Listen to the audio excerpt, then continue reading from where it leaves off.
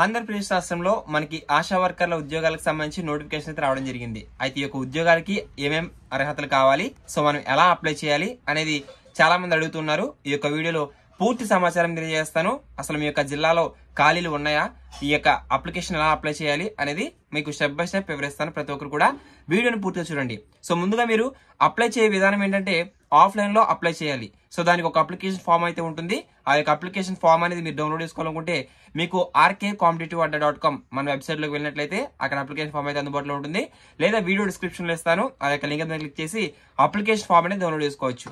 అయితే ముందుగా చూసుకున్నట్లయితే కనుక మనకి రాష్ట్రంలో దాదాపుగా ఆంధ్రప్రదేశ్ లో ఈ యొక్క 1294 ఉద్యోగాలు అయితే ఉన్నాయి. ఈ యొక్క ఆశా వర్కర్లకు సంబంధించి ఆ యొక్క ఉద్యోగాలకి మీకు అప్లై చేయాలంటే మీకు అర్హతలు ఏమేమి ఉండాలంటే కనుక మనకి 10th క్లాస్ పాస్ అయితే సరిపోతుంది. ఓకేనా, ఎవరైతే మహిళలు ఉన్నారో వారు 10th క్లాస్ పాస్ అయితే సరిపోతుంది. సో ప్రతి జిల్లాలో కూడా మనకి ఉద్యోగాలు అయితే ఉన్నాయి. సో యొక్క జిల్లాల వారీగా మీకు